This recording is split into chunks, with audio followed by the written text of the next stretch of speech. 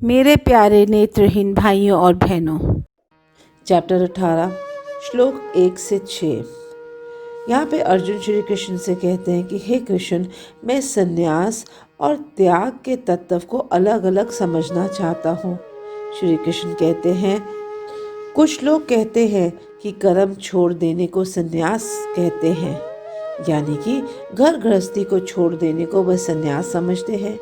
देखकर विचार करने वाले सब कर्मों के फलों का त्याग करने को त्याग कहते हैं, और कई स्थान पे ऐसा माना जाता है कि कर्म दोषपूर्ण है, इसलिए उनको छोड़ देना चाहिए। अन्य कई लोग कहते हैं यज्ञ दान तप कर्म को छोड़ना नहीं चाहिए है। श्री कृष्ण कहते हैं, अर्जुन, अब मैं तुम्हें बताता हूँ कि त्याग 3 प्रकार के होते हैं। यज्ञ दान और तप कर्म को छोड़ना नहीं चाहिए है, इनको तो करना ही चाहिए है।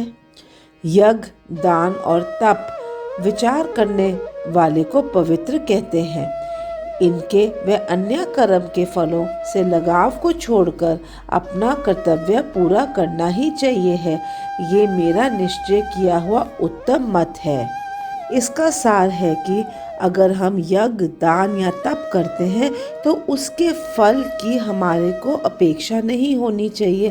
जैसे कि अगर हमने किसी को दान दिया, हमें ये नहीं सोचना चाहिए कि ये दान हमने दिया तो हमारे को इसका क्या फल मिलेगा। अगर मान लीजिए हमने यज्ञ किया और हमें ये नहीं सोचना चाहिए यज्ञ करके भगवान हमारे लिए क्या अच्छा करेंगे। हमारे को उनके फलों को लगाव को छोड़कर अपना कर्तव्य पूरा करना चाहिए है।